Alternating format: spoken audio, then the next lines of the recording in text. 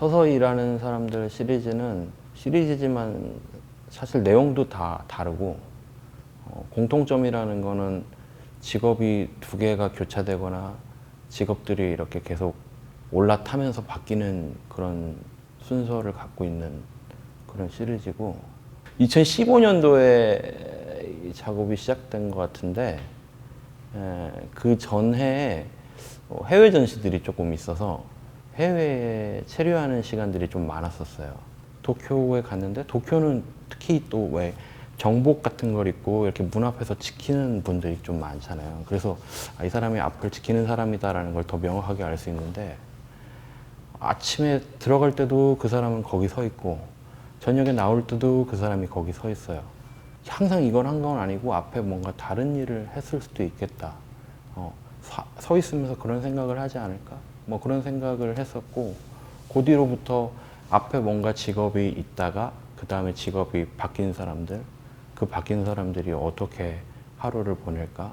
가만히 있는 것처럼 보이지만 머릿속으로나 아니면 전시에서 얘기하는 리듬 같은 걸로 하루를 보내는 게 아닐까 하는 생각이 들었고 무조건 이제 반복되는 거는 뭔가 앞에 직업이 하나 있고 그 뒤에 새로운 직업이 다시 바뀌는 그런 형태로 제목처럼 서서 일하는 사람들처럼 서서 뭔가 있는 서서 뭔가 움지작거리고 있는 그런 느낌의 작업들 시리즈들이 계속 나오고 있어요.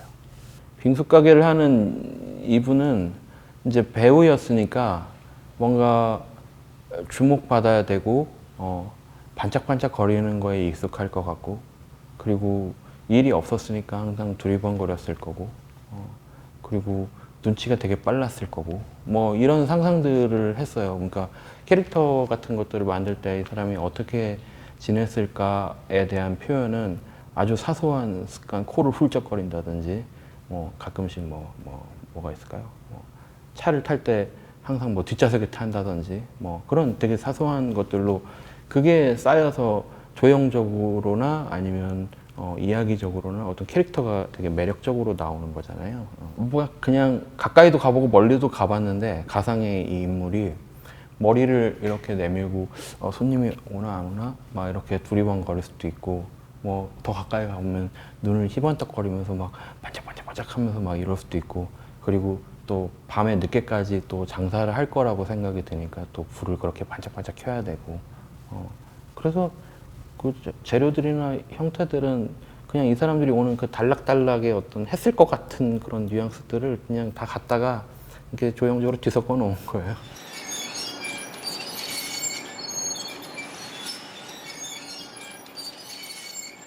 저는 어떤 현상이나 어떤 사람이나 어떤 상황들이 제가 보는 그 순간이라고는 생각하지 않아요. 계속 변하고 다시 어쨌든 그 사람은 다시 돌아오게 되고 하는 그런 반복적인 요소들을 좋아하거든요. 그리고 모든 일이 그렇게 될 거라고 생각하고 그리고 제가 본 것들은 어떤 순간이나 어떤 상황의 한 순간이라고 생각해서 그거를 정지된 어떤 형태로 만든다라는 게 애초에 말이 안 되는 거였어요. 그래서 어떤 순간을 반복적으로 하는 모양을 조금이라도 보여주기 위해서 움직이는 요소들을 넣고 있고 그 움직이는 요소들에 대한 작업들을 하면 그 움직임이 어떤 색깔로 채도나 명도나 이런 걸로 느껴지죠. 그래서 움직임으로 많은 정보를 넣을 수가 있어요. 감정 같은 거, 당황하는 거, 긴장되는 거, 뭐 무서운 거, 뭐 지루한 거, 뭐 이런 것들을 그 움직임 하나로 다양하게 넣을 수가 있거든요. 그래서 움직임에 관련된 요소들이 들어는 가고요. 하지만 제 작업의 중심은 그런 움직임이라기보다는 움직임은 제가 보고 있는 상황을 설명하기 위한 한 가지 요소고요. 저는 그냥 사람들을 보고 그 사람들에 대한 이야기들을 좀 가공을 많이 해요.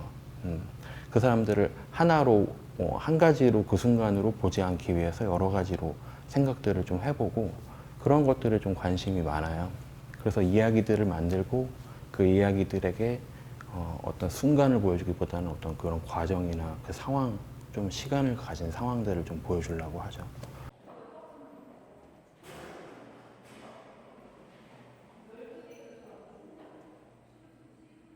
직업이나 직업에서 딸려드는 노동에 대한 관심도 사실은 직업이 뭐냐, 노동이 지금 사회에서 어떤 역할이고 어떤 문제가 있느냐 보다는 우리가 왜 직업을 봐야 되지? 왜 노동에 대해서 봐야 되지? 그런 생각들을 좀 해야 된다고 생각이 들어요. 그래서 직업이라는 개념을 좀 저는 확장해서 얘기를 하고 있는 거고 그렇게 생각을 하는데, 직업이 반드시 수익을 버는 그런 게 아니라 직업을 왜 우리가 관심을 갖고 사회의 노동에 대해서 왜 그런 구조에 대해서 현상들에 대해서 왜 알아야 되냐라는 질문에 대한 답으로 얘기를 하자면 저는 직업을 단순히 뭔가 수익이 생기고 그런 거라고는 생각 안 하고요. 우리가 직업이 계속 바뀐다고 생각해요. 그러니까 돈 버는 게 직업이 아닌 걸로 생각을 해보면요.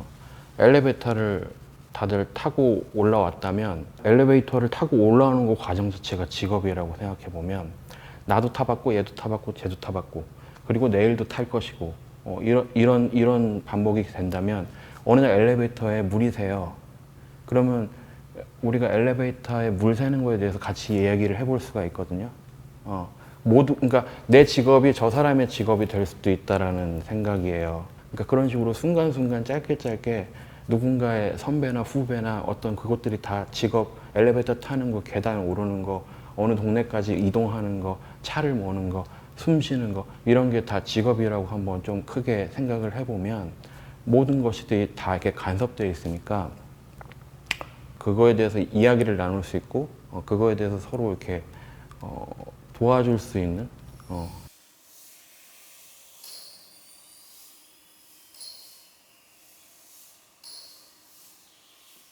재료는 사실은 지루하지 않게 할 만한 재료라든지 아니면 뭐 손쉬운 재료도 있고요. 이 이야기 전달하기 위해서는 이런저런 포장들이 필요한 거죠. 그래서 제가 전달한 이야기의 톤에 맞게 감정선을 만들 만한 재료들을 다 끌어모아요.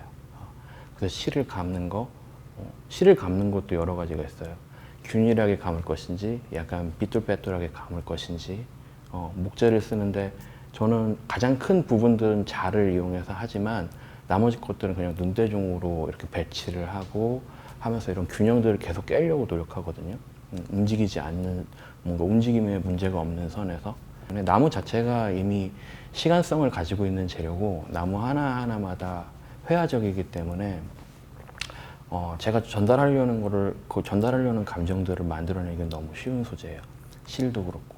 우리가 예를 들어서 나무 테이블이 한쪽에 있고 한쪽에는 뭐 금속 테이블이 한쪽에 있거나 막 그러면 이거를 이 촉감에 대한 것들이 우리가 머릿속에 기억이 있잖아요. 그래서 그런 어떤 손의 기억 같은 것도 이용하는 거고요. 실의 감촉도 보고도 내가 저거 되게 그렇겠다, 감을 때 어떻겠다, 뭐 그런 것들을 이렇게 불러일으키기 위한 재료나 소재, 그리고 뭐 전선을 뭐 움직임이 많이 들어가다 보니까 전선이나 이런 것들이 들어가요. 근데 그런 것도 어떤 작가의 시간적 태도를 보여줄 수 있는 유용한 걸로 사용하거든요. 과정, 시간, 고민한 시간, 그런 게 여기저기에 작게 쌓여서 한 번에 보여줬을 때 이게 감정이 확 몰입이 되고, 그리고 움직임이나 그런 움직임 장치나 아니면 그거에 따르는 소리나 뭐 빛 효과들이 제가 이야기를 전달할 수 있는 찬스를 만들어줘요. 이거 왜 이랬어요? 저랬어요? 왜 이렇게 시간 오래 걸려서 이걸 했을까? 궁금증이 생기거든요.